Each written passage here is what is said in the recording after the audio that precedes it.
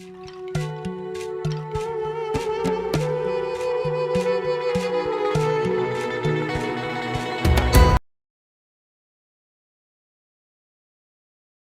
اللہ الرحمن الرحیم، اللہ کے نام کے ساتھ جو بڑا مہربان اور نہایت رحم کرنے والا ہے۔ رب اشرح لی صدری ویسر لی امری واحلل عقدۃ من لسانی یفقهوا قولی۔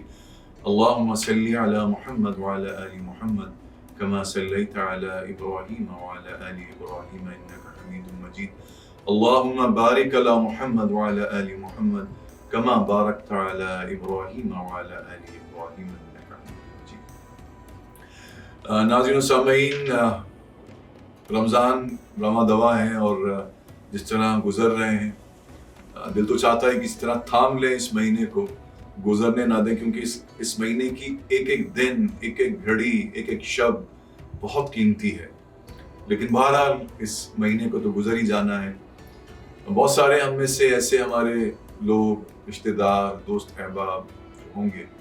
جو آج اس دنیا میں نہیں ہیں، نہ پا سکے رمضان۔ ہو سکتا ہے ہم میں سے کتنے ایسے لوگ ہوں جو اگلے رمضان تک موجود نہ ہوں اس دنیا میں۔ تو آج میں آپ سے سورہ محمد کی صلی اللہ علیہ وسلم کی، جو کہ 47 سورہ ہے قرآن مجید، جی ہاں، یہ سورہ محمد کے نام سے سورہ ہے قرآن مجید میں، جو کہ 47 سورہ ہے۔ اس میں اللہ تعالیٰ ارشاد فرماتا ہے، اعوذ باللہ من الشیطان الرجیم، بسم اللہ الرحمن الرحیم، والذین آمنوا وعملوا الصالحات وآمنوا بما نزل على محمد وهو الحق من ربهم كفر عنهم سیئاتهم واصلح بالهم۔ والذین آمنوا، اور وہ لوگ جو ایمان لاتے ہیں، سب سے پہلے ایمان لاتے ہیں لا الہ الا اللہ محمد رسول اللہ کہتے ہیں، جو کہتے ہیں کہ اللہ کے علاوہ کوئی معبود نہیں، کوئی عبادت کے لائق نہیں، کسی کے سامنے سر نہیں جھکائیں گے، کسی کے سامنے سرنڈر نہیں کریں گے، کسی کی بات کو، کسی کے حکم کو اللہ کی کلام پہ، اللہ کے احکام پہ فوقیت نہیں دیں گے۔ یہ مطلب ہے لا الہ کا، اور محمد رسول اللہ، محمد صلی اللہ تعالیٰ علیہ وسلم اللہ کے رسول ایمان میں داخل ہو گئے۔ مگر والذین آمنوا کا تقاضا وہ 98 آیات بھی ہیں قرآن مجید کی، جو جگہ جگہ ایمان والوں سے اللہ مخاطب ہے، یا ایھا الذین آمنوا، یا ایھا الذین آمنوا، یا ایھا الذین آمنوا آمنوا استعینوا بالصبر والصلاۃ، یا ایھا الذین آمنوا لما تقولون ما لا تفعلون، یا ایھا الذین آمنوا هل ادلکم علی تجارہ۔ بے شمار آیات ہیں، تو چند ایک میں نے آپ کے سامنے تلاوت کی، بے شمار آیات ہیں۔ ان آیات کو، جو کہ تقریباً 98 آیات ہیں کم و بیش، ان کو پڑھ کے سمجھ کے عمل جب ہم کریں گے تو ہم اللہ کی نظر میں ایمان والے کنسیڈر ہوں گے، ورنہ ٹھیک ہے ہم سب ایمان والے ہیں، الحمدللہ کلمہ پڑھ کے داخل ہو گئے، ہم پیدا ہوئے تو ہمارے کان میں اذان پڑھی گئی تو ہم ویسے ہی ہمیں اسلام مل گیا، اور چونکہ ایسے ہی مل گیا تو شاید ہمیں اس کی صحیح قدر و منزلت کا اندازہ نہیں ہے۔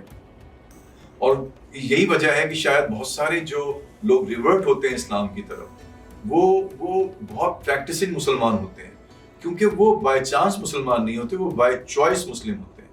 وہ آلریڈی ایک مذہب میں انہوں نے آنکھیں کھولی ہوتی ہیں، اور اس کے بعد وہ قرآن مجید کا مطالعہ کرتے ہیں، یا کوئی بھی جو اللہ تعالیٰ کسی بھی اپنے ولی کامل کو ذریعہ بناتے ہیں کہ وہ ان کے ہاتھ پہ بیعت کرتے ہیں یا وہ قرآن پڑھتے ہیں اور وہ اسلام میں داخل ہوتے ہیں، تو وہ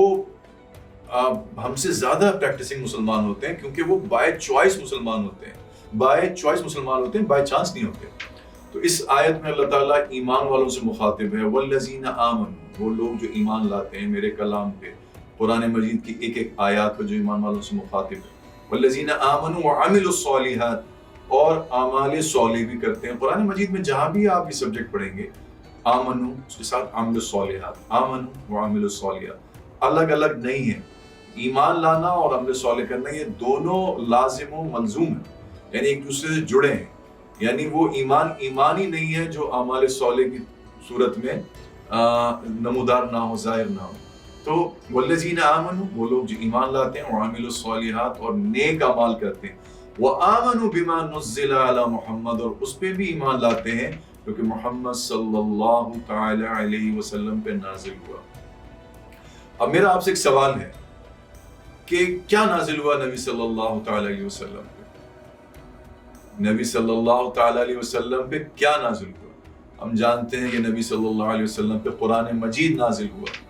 تو اللہ تعالیٰ فرماتے ہیں کہ ایمان تم لے آئے، کلمہ پڑھ لیا، ایمان نیک کام بھی شروع کر دیے، مگر وَآمُنُوا بِمَا نُزِّلَ عَلَى محمد، اگر تم اس پہ بھی ایمان لاؤ گے کیونکہ محمد صلی اللہ علیہ وسلم پہ نازل ہوا، یعنی بات پھر آ گئی قرآن مجید کی، بات پھر آ گئی فرقان حمید کی، یعنی قرآن مجید پہ ایمان لانا ہے. اس طرح ایمان لے کے آنا ہے کہ کفر عنہم سیئاتہم واصلح بالہم، تو ہم ان سے ان کی برائیاں دور کر دیں گے اور ان کی حالت کو سنوار دیں گے. ہم میں سے کون ایسا ہے جو نہیں چاہتا کہ اس کی برائیاں دور ہوں؟ ہم میں سے کون ایسا ہے جو نہیں چاہتا کہ اس کی حالت بدلے؟ اگر میں اور آپ یہ چاہتے ہیں کہ آئیے اس مہینہ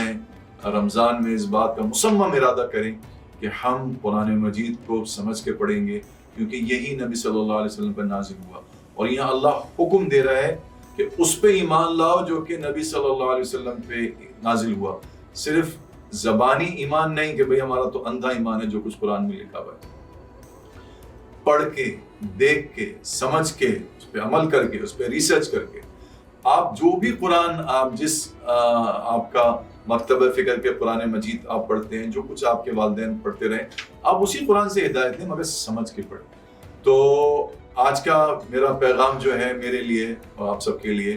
کہ اگر ہم اپنی برائیوں کو دور کرنا چاہتے ہیں اپنے آپ سے، اگر ہم اپنی حالت کو سنوارنا چاہتے ہیں، تو کوئی اور طریقہ نہیں ہے، صرف ایک طریقہ ہے کہ نبی صلی اللہ تعالی علیہ وسلم کی غلامی میں آنا پڑے گا، آپ کی اتباع کرنی پڑے گی اور اس پہ ایمان لانا پڑے گا جو آپ پہ نازل ہوا، یعنی قرآن مجید. یہاں پہ آپ علیہ الصلوۃ والسلام کی ایک حدیث مبارکہ آپ نے فرمایا کہ اگر کوئی شخص، کوئی مسلمان مر جائے اور اس پہ کچھ روزے قرض کے طور پہ ہوں، تو اس کے ولی کو چاہیے کہ اس کے لیے وہ روزے رکھے. اپنا بہت خیال رکھیے گا. فی امان اللہ.